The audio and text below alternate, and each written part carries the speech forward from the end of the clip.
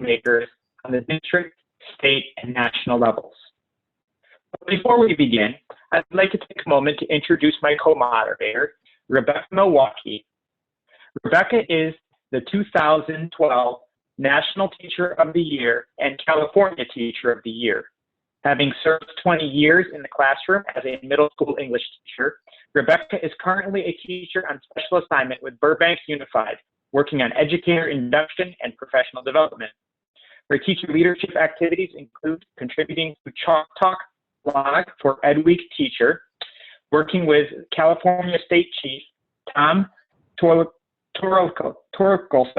on his blueprint for Grade School 2.0, and helping empower educators in Burbank and beyond to take their professional development in ways to personal growth and increase student achievement.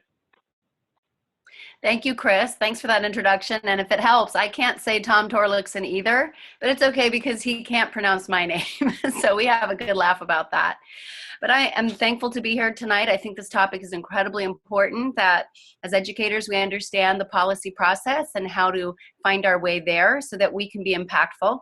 And I'm thrilled to be co-moderating tonight with Christopher Poulos.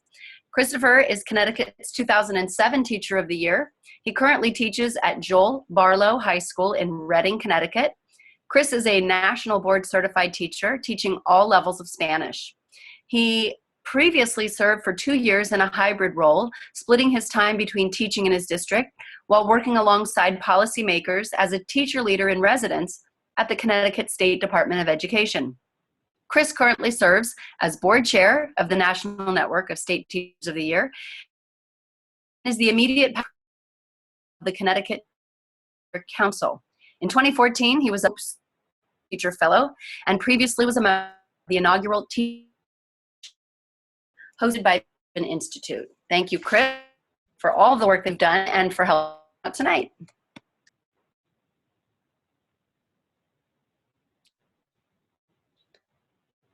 Are you still there? Yes, thank you, Rebecca. I'm sorry I was confused. So, that was just presented. It presents the focus for our paper. And Rebecca and I will begin with an overview of her.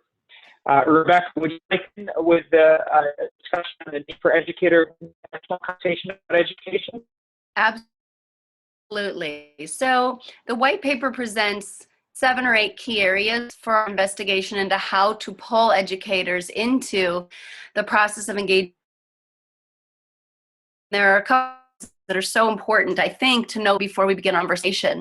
And it's that the policies that govern our practices really stronger and better implemented when we have some input into their creation, not when we're just asked about the effectiveness of the policy after implemented or after it's been in place unsuccessfully for a time doing our work or doing damage to children. So it's really, really vital that we be out in front of efforts to craft ideas, policies, rules, legislation governing the practice of teaching. And I know that every single teacher hungers to be heard. And for the most part, we're really, really good about speaking out about our work and telling the positive story about teaching. But oftentimes, we aren't advocating up to the people who have the power to make some change or do anything about what we're seeing needs to happen in the classroom. You know, and I think the study brings forward a powerful statistic, and that's that a vast majority of teachers don't feel as if we're heard at all.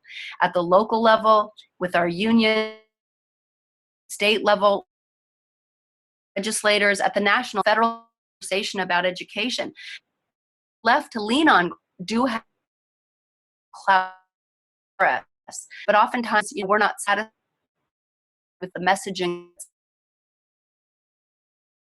Those more distributed models where the folks that have an impact on our practice are heard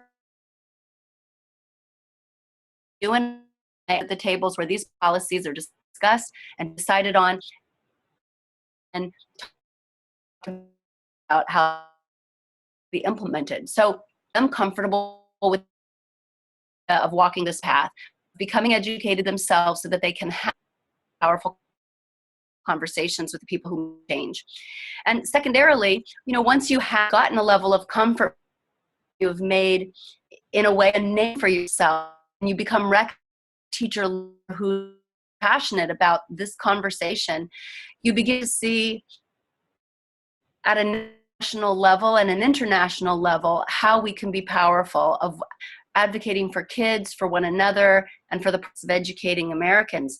And you can begin to Washington nationally with fellow colleagues across the ocean and have conversations about education in general and the reasons we do what we do and the best practices for this positive and powerful for everybody. So those are some key points in the paper that I responded to and feel very powerful about. How about you, Chris? Well, thanks, Rebecca. I thought I'd discuss a few aspects of the areas of focus of the white paper that resonated with me. And one of those is has to do with the numerous opportunities that teacher leaders have to work alongside at national levels, with the ultimate goal of shaping and revising policies so that they better schools, colleagues, and our students. Teachers often say, and we've heard this from many, there is a gap between policy development and classroom practice. And what we found is often there are very well-intentioned policymakers who do not understand the implications of divisions on classroom practice. They're really out there to get the teachers. They're really trying to do from classroom practice. Sometimes unanticipated outcomes happen. And so at the same time, though, in schools, I found that there are excellent teachers, extraordinary teachers, who become frustrated with new policies and educational initiatives because they may not understand the rationale for these initiatives and clearly see the benefits that they offer to the students that they teach. And so to bring this aspect of the white paper to life, this concept of an implementation gap, I thought I'd share just quickly several ways that here in Connecticut, opportunities have been created for teacher leaders to engage with policymakers to bridge the gap between policy and practice. First that I'd like to share quickly is the Connecticut State Department.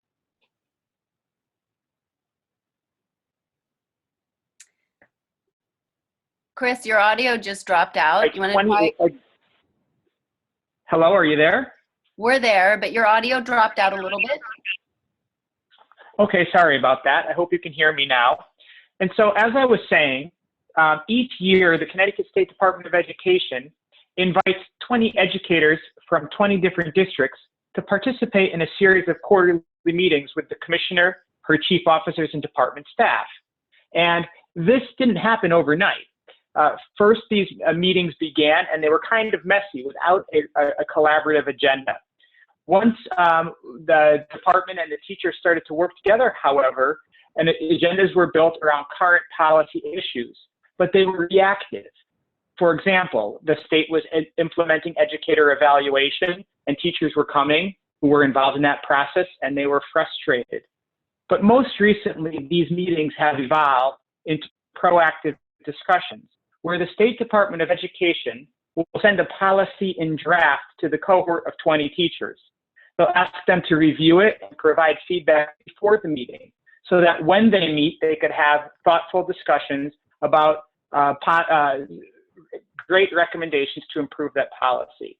And since the meetings are quarterly, and that is one sit in that event, the teachers get to come back and the department makes say, these changes we have implemented for input from the last meeting. This is truly a collaborative relationship. It's built a relationship of trust between this cohort of teachers and the policymakers because there's a venue at which each of the two groups can understand each other's point of view. Instead of a one-time meeting where the teacher meets the commissioner and shakes hands and has photos where there's maybe department workers or maybe on guard because their teachers step. We have a very relationship that we're building over 4 annual meetings. And due to this initiative's success, it survived the commissioner transition. And the state has decided that they value the process so much that they're offering the National Network of State Teacher of the Year teachers leading levels to better prepare these teachers. Previous teachers who participated in meetings are naming the new teacher leaders in the new cohorts. It's been a great successful endeavor of how teachers across districts in Connecticut are being engaged. To complement, the State Department periodically is out to districts across Connecticut and conducts a tour of Connecticut schools. Policymakers now understand, because of interactions with teachers, that it's hard for teachers to get out and weigh in. And so they go out to schools, and the policymakers walk through, and this is the commissioner and chief officers, high-level leadership, walk through classrooms and observe teaching and learning in action. What happens at the end is there are closed-door meetings between the department staff and the teachers, where they can talk about the frustrations the teachers may have, paired with suggestions for solutions to these frustrations and challenges, and also have a discussion about what support the State Department might provide to teachers so that they can best implement the statewide initiatives that are being promoted. There's no press in these meetings. There are no union officials in these meetings, and there are no administrators in these meetings. It's teachers engaged with policymakers. I'd just like to touch briefly upon hybrid roles, which I think dovetails nicely with these opportunities for teacher engagement. Another aspect of the white paper focuses on these hybrid roles. And different from the policy engagement I just mentioned, a hybrid role offers the opportunity for ongoing systemic teacher input on the district, state, and national level.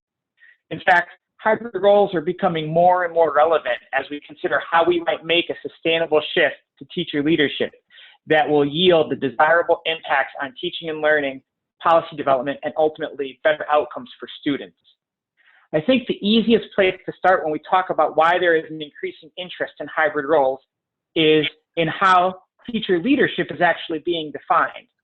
When we look at current definitions and research around teacher leadership, we see it described as occurring in a variety of contexts and roles on different levels of education. So while this white paper focuses on teacher leader engagement specifically at the policy level, we have to acknowledge that there are teacher leaders in instructional leader roles and in advocacy leadership roles. And so one thing we find out about the definitions, that we find when we look at the definitions that are different. For example, Jennifer York Barr talks about teacher leadership as a process that involves influencing colleagues, principals, and other members of a school community. Charlotte Danielson will talk about a set of skills used by teachers to influence students outside of the classroom. Katzenmeyer and Mahler present a PD focus that talks about teacher leaders as contributors to communities of teacher learners.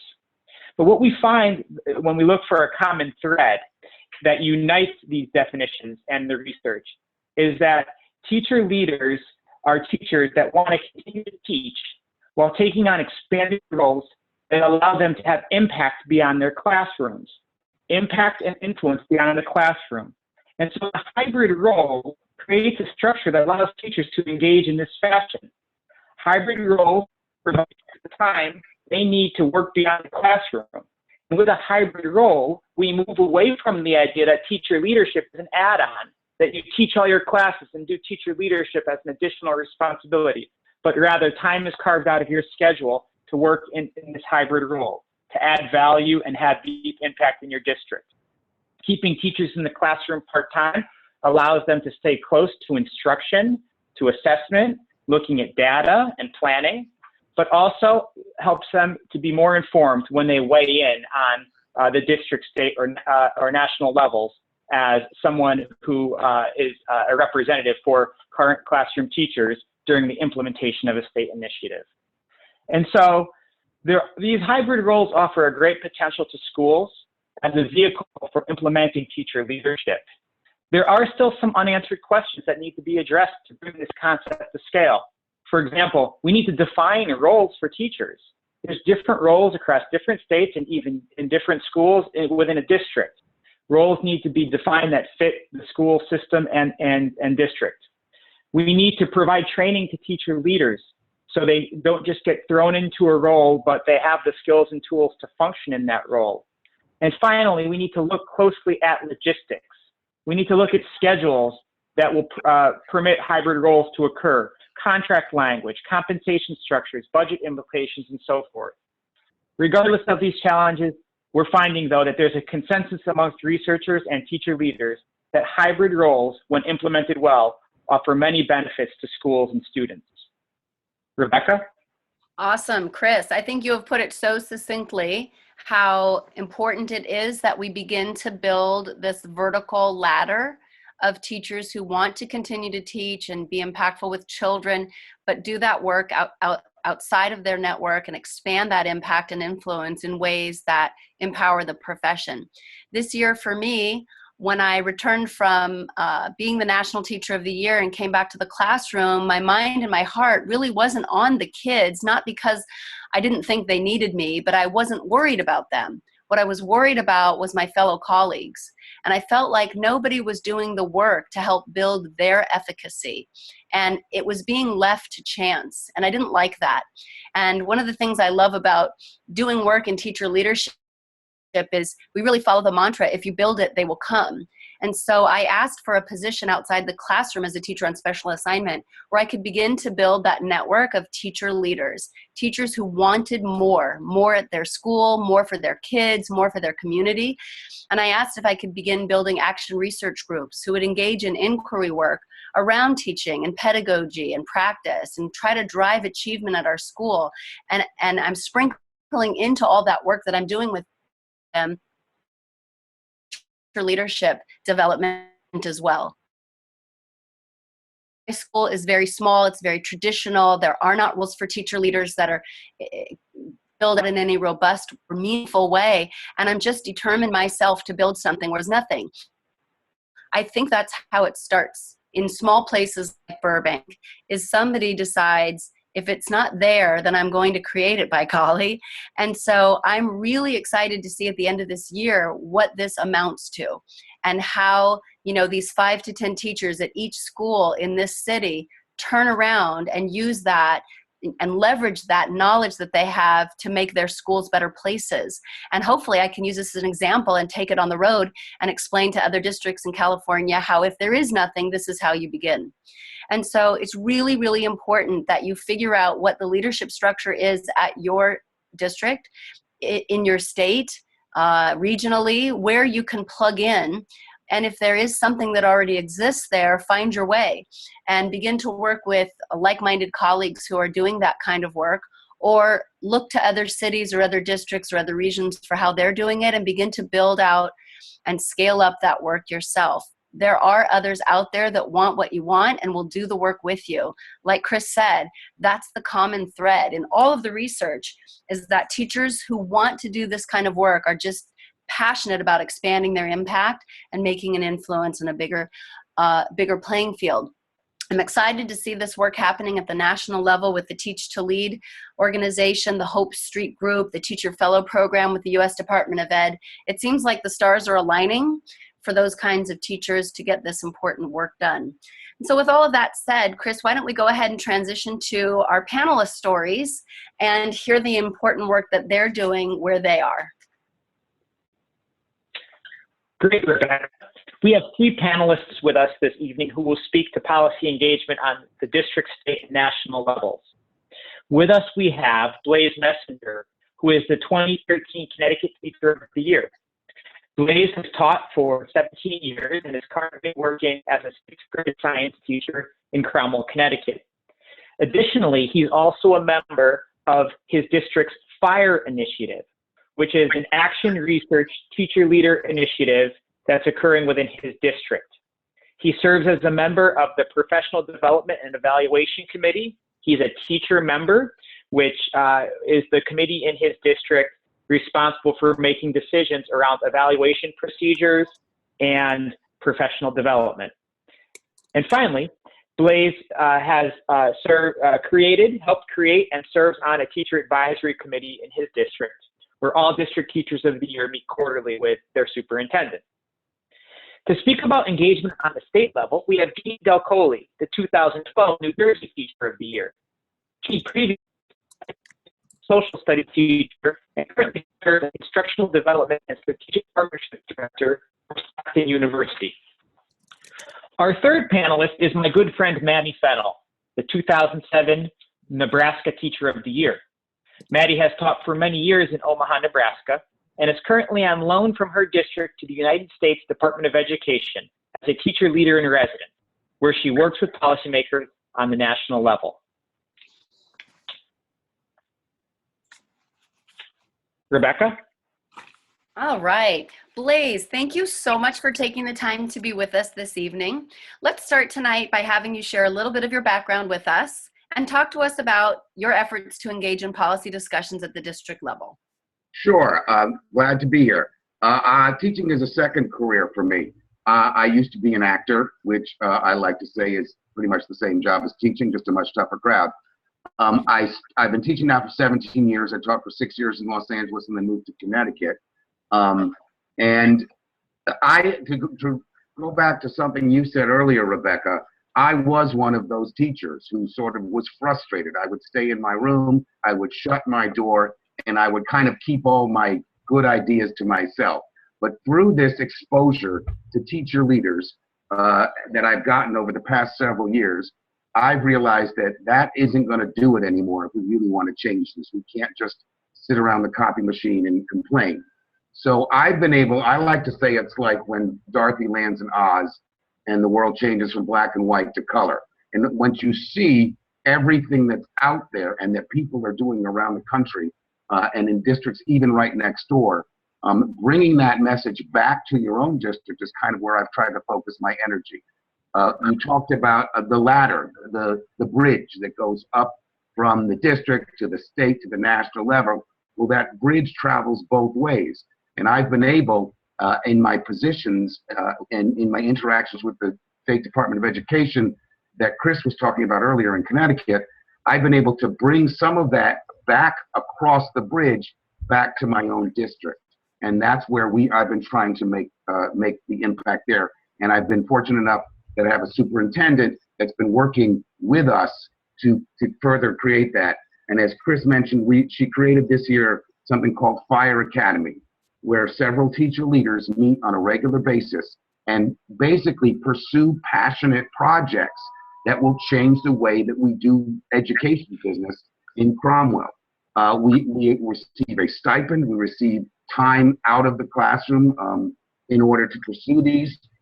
We can work really, go in any direction that we feel will benefit the students in the district and benefit our district itself. And we've been given that freedom, and we're already looking at several proposals that we will then present to the Board of Education, many of which are revolutionary in our traditional small school system.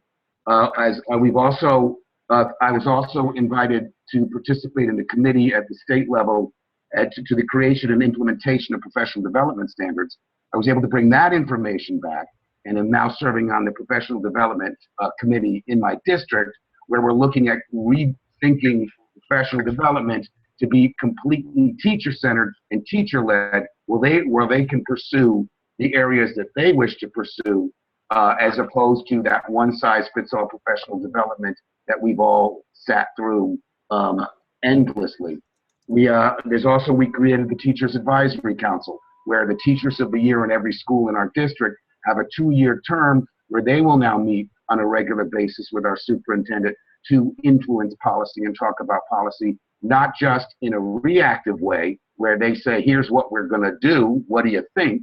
But where they say, or we can bring ideas to them, they can bounce ideas off us, and together we can shape this policy to the best serve the students in our district and the teachers who work in our district. So there's nothing more exciting and rewarding than having that voice, even at the school and the district level, that before I thought really didn't exist. And having that voice and being able to create that is I think what all the teachers do. And the more teachers that we get involved with this, we get more people on the bus to let's change education. Let's make this work better for our students and let's help shape the education policy as opposed to just be pulled along in the trailer behind that bus wherever they think it's going. Awesome. Blaise, do you think you could share one of the specific projects that your teacher leader group is working on? You said you were engaged in some action research yourself.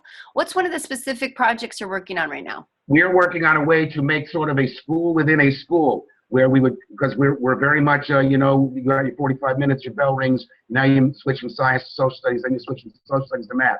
We're looking at now creating sort of a separate school within a school that would be sort of without bells, without specific subjects. It would be inquiry driven, it would be project based, and it would be flexible with both teachers and students, where instead of making the students reach our goals and we would help them reach their goals.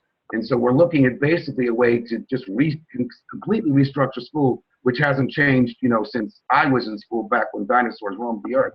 So to make it completely interactive and student driven, and that's the research we're doing right now to see how we can make that work.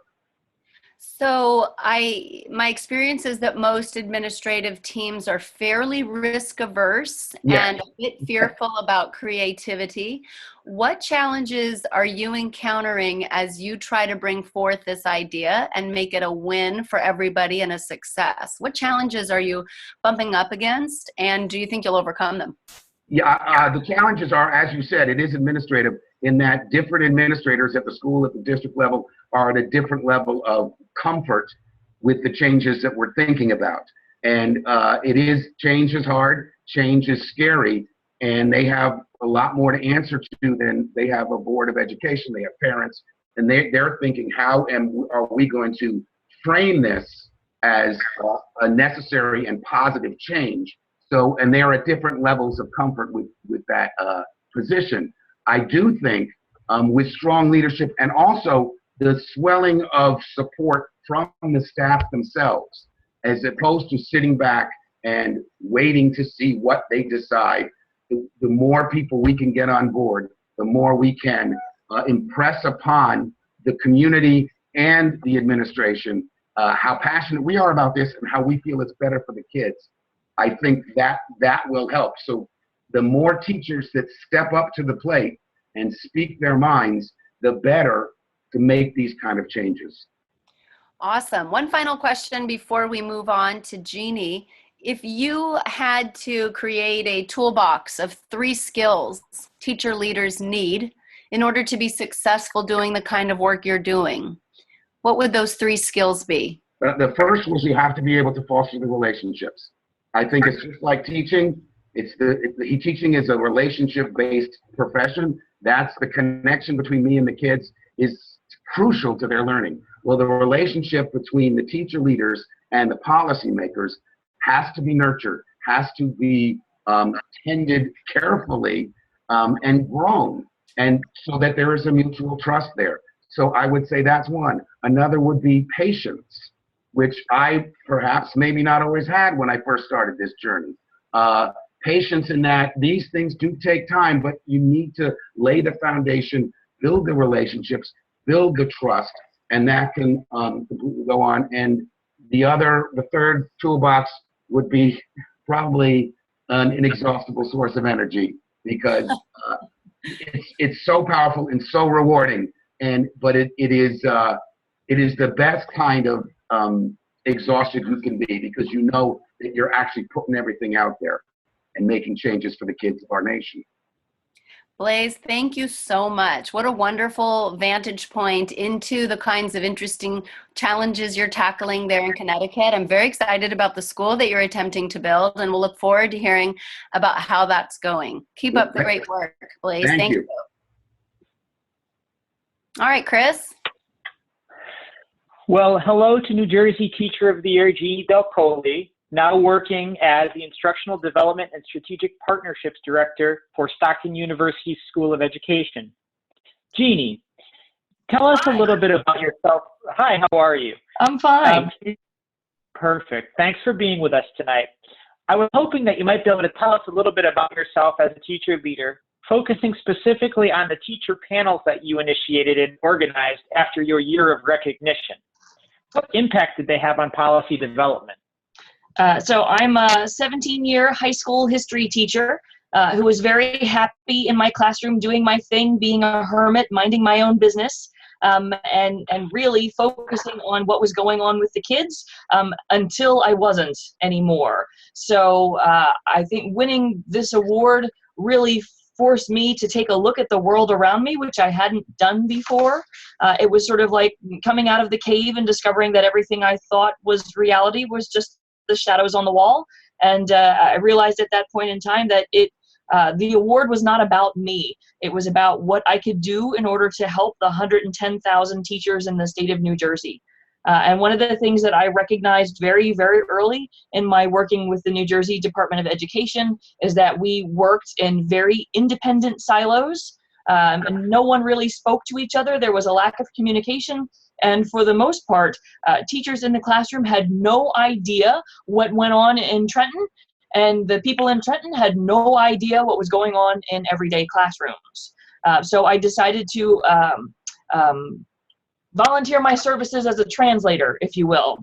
And so part of my Teacher of the Year of recognition, I had a 5-month sabbatical that was sponsored by ETS, where I worked out of the State Department of Education and got to know a lot of the groups there, worked on several committees with Common Core, with higher ed, with teacher preparation, with educator evaluation. And at the end of my term, managed to I don't want to say trap, but maybe trap is the right word. I got a chance to ride the elevator with the commissioner one day.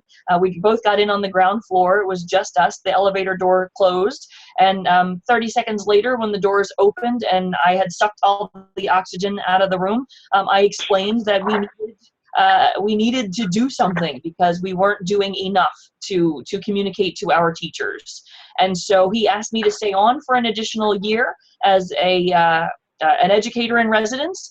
And so my original idea was to put together something like the US Ed Teacher Fellowships. But he said it didn't reach enough people and it was too expensive. So to come back, go back to the drawing board and then come back with another plan.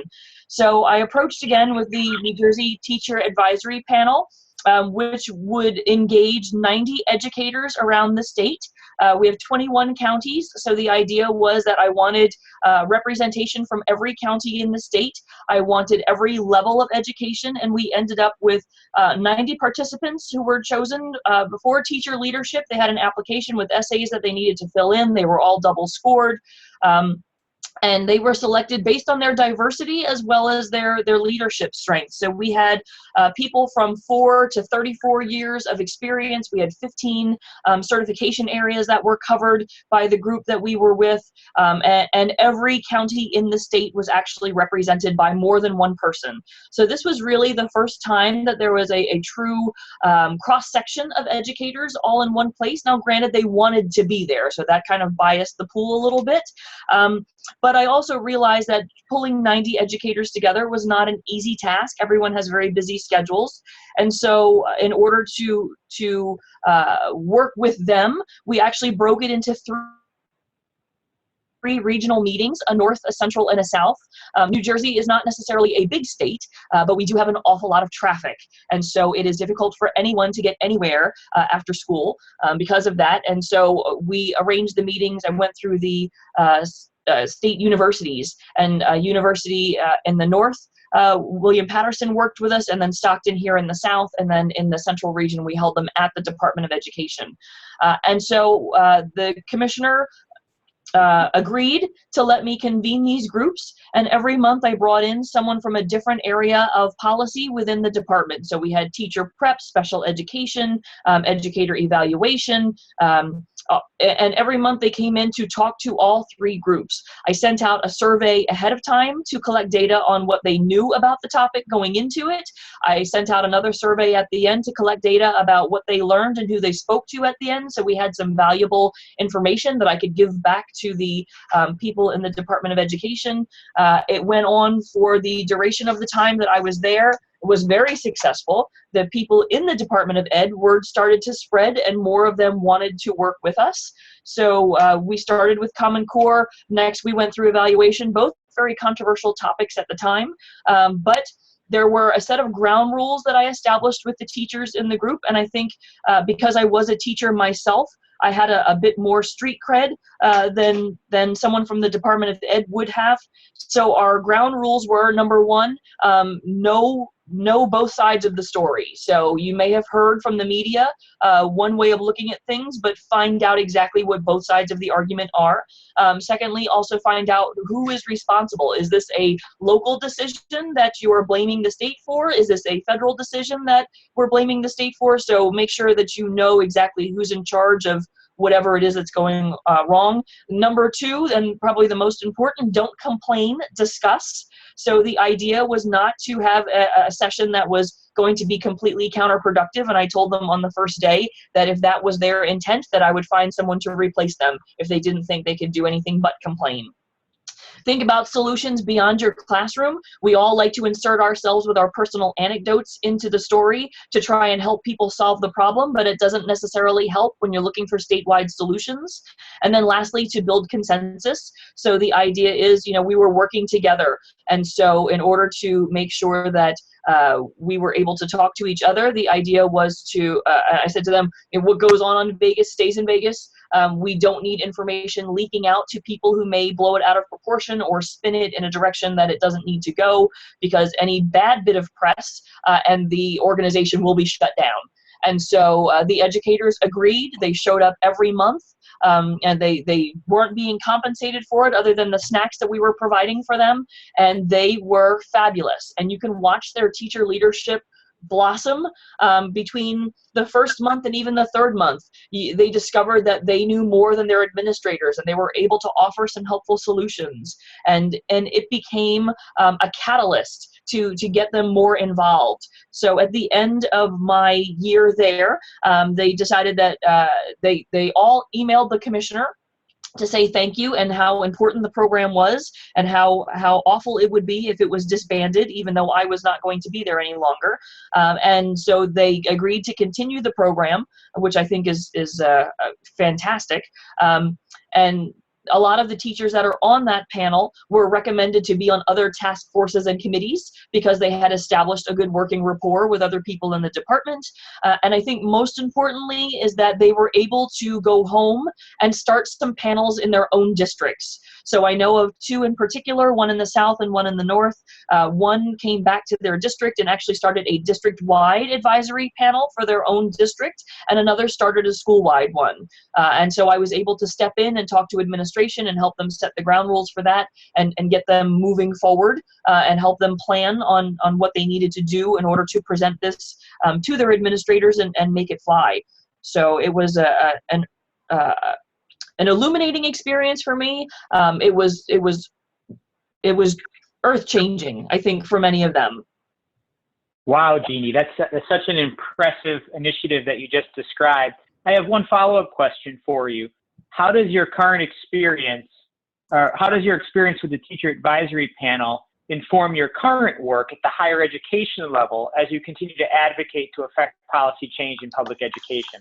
So one of the big things I work with here in teacher prep is with our cooperating teachers. So we have about 600 school districts in the state of New Jersey. Each one is under local control, operating in their own way.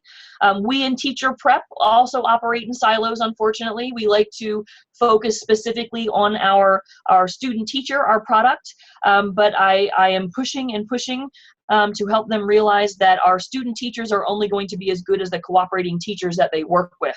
And so we need to change our perspective from working with only the student teacher to working with the teaching team, because it really is a community of practice.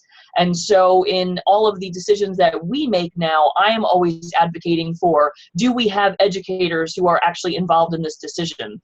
And when the state really recently started to push through some education reforms in teacher prep about the duration and the adoption of a teacher performance assessment, there were no district personnel or teachers on the panel, and that was one of my complaints every time I spoke to them.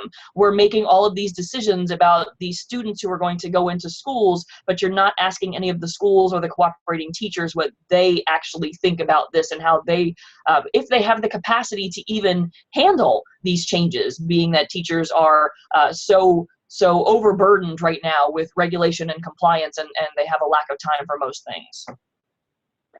Thanks so much, Jeannie. Thank you very much. Rebecca? I'd like to welcome now the one and only Maddie Fennell, Nebraska Teacher of the Year, Department of Education Teacher Fellow, and all-around policy engagement dynamo. As a matter of fact, she's just run to join us from all of the doings in Washington, D.C. at I believe it's the Learning Forward Conference. Maddie's work is blazing the trail for so many of us, and I know that we are watching her closely and many are following her lead. I'm really thrilled she could break away to be with us tonight. Maddie, you've been involved in many of the important initiatives that we've seen coming out of Washington and the Department of Ed lately, including the Respect Project and the Teach to Lead initiative. Tell us a little bit about how you got involved with these projects and some of the work that you're doing now that you're really excited about. Thanks so much. Can you hear me? Yes. Okay, great. So this is my 26th year as an educator with the Omaha Public Schools, and this year I'm on special assignment to the U.S. Department of Ed. I came to that role in a bit of a circuitous route, I guess you could say. I had done a lot of work with the National Education Association. I chaired the Commission on Effective Teachers in Teaching, and which came out with a new vision for what our profession should become. And as we were developing that vision, I realized that one of the holes in my own personal knowledge was policy development. I'd done a lot of leadership around curriculum and around discipline and around union issues, but I hadn't really done much in the policy field. So I thought, well, the Teaching Ambassador Fellowship, that'd be a great way to address that. In fact, right now, the window is open. If any of you are interested in becoming Teaching Ambassador Fellows, applications are open until Monday, December 14th at 11:59 p.m. Eastern Time. And you can go to ed.gov or just go to Google and Google Teaching Ambassador Fellowship or Principal Ambassador Fellowship to find out more about that program. But I became a Classroom Teaching Ambassador Fellow, which meant I maintained my full-time classroom teaching position. And I came out to DC as my schedule allowed. In my case, that was pretty liberal. I was maybe 10 or 15 days in a school year doing things for the Department of Ed, probably a little bit more actually.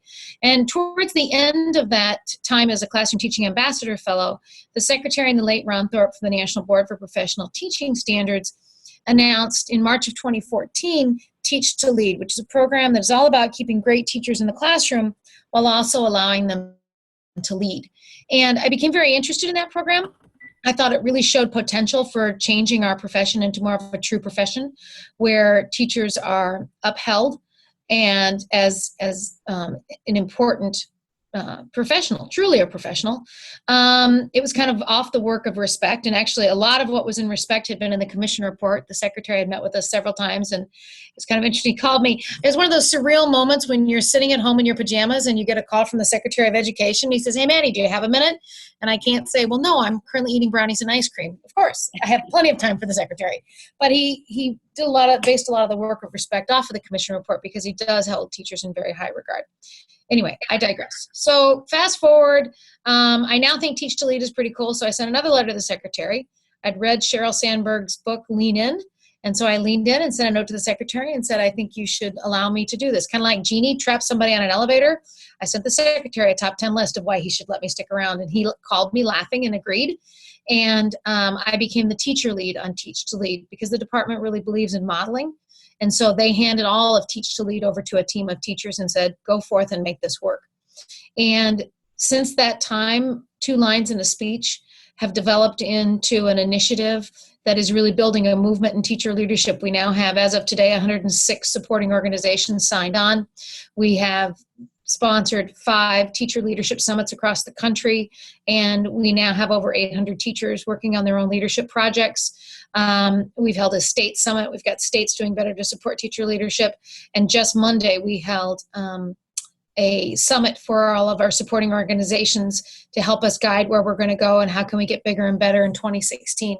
And so we're very excited about that work. We did announce on Monday that we will be holding 4 teacher leadership summits in 2016.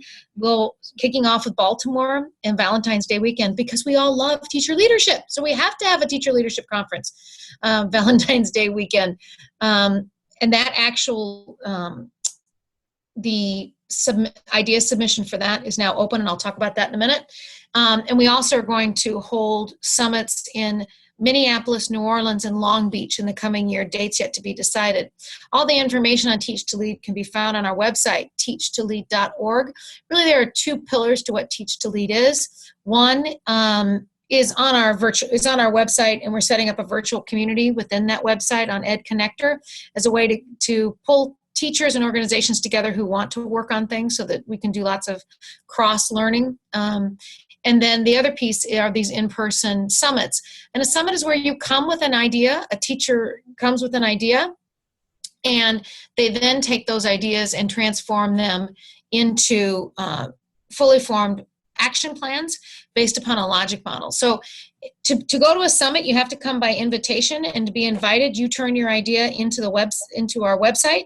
You fill out the idea submission form. We're currently in an open application window right now for the Baltimore Summit. Will be until Sunday night, the 13th at 11:59 p.m. And so you come with an idea, you put in your idea, we send it out to teachers, they score it, and if you get chosen, you get to bring a team of 5. You have to pay travel, we pay hotel and food. And your team of 5, we do everything we can to help you make your vision a reality. So it's an exciting thing to do. I do want to mention one other thing that I'm very involved. It's very interesting. The job as a teaching ambassador fellow, you never know what it's going to entail. I've done everything from, helping to organize Teach to Lead. I've actually had input into briefings that have gone to the president. I've written briefs that go to the secretary, and I've helped write talking points and speeches. And just this week, I advanced him, helped as part of his advanced team to a major event. It's a great job. But through all that, one of the things I've really learned is that people who are writing policy are doing the best they can with what they have. But there is a disconnect between the field and those of us who are doing the job every day and the people who are writing policy. And the only way we're going to bridge that gap is by being willing to step outside our classrooms and engage in conversation. I know I've often heard TFA kind of gets a rap because there's so many TFA teachers doing policy work in Washington, D.C., but I got to give them credit. They're stepping up to the plate. And we need more career teachers who are willing to step up to the plate and not be afraid of policy, but engage in policy discussions so that we can let our expertise drive really good policy. Because nobody wants to or thinks they're doing bad policy any more than any teacher wants to hurt a child or thinks they're teaching a bad lesson. And so we need to be engaged in that dialogue with them. And there's no time that's more important than right now with the reauthorization today of ESSA, the Every Student Succeeds Act, which is the new No Child Left Behind. And a lot of what's happening in ESSA is going to be pushed down to states. And states are going to have to rewrite what they're doing. So teachers now more than ever have got to step up to the plate and understand what's in the bill and engage with their state lawmakers in writing good policy. And don't let people fall down upon that, well, I think it's in the policy or I think the bill said. Make them prove it to you and go back and look at it. Because often people excuse bad policy or excuse bad decisions based on policy that isn't even there. That's one of the things that I've learned. When you actually go looking for the policy, often it's not what people said it was, or there's ways to get around it. So I think that my advice to everyone is to be willing to value your expertise as an educator and bring that expertise to those who have the same heart for kids that you do. They just see a different path, and you have to help them understand why the path through teacher leadership and listening to teachers is the best way to get what's needed for kids. Awesome. Maddie, that's incredible. Your stories I'm tingling. They're very invigorating. They make me very hopeful that there are pathways that we can travel. I had several follow-up questions for you, but you proceeded to answer them one by one as you continued to talk. But if I could get one final thought from you, you said that legislators are doing the very best they can with the information and skills that they have. And I would say that teachers too are doing the very best we can with the tools we have.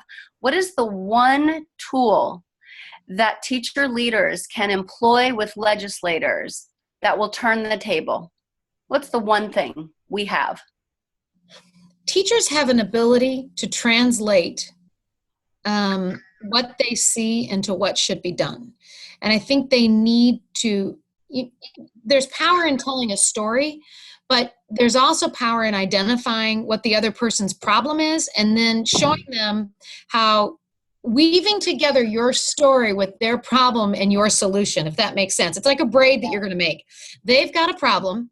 You're going to tell them how to solve their problem by giving them a narrative story. And really that's what they're looking for, is ways to solve the problem. And you can use that based on your experience.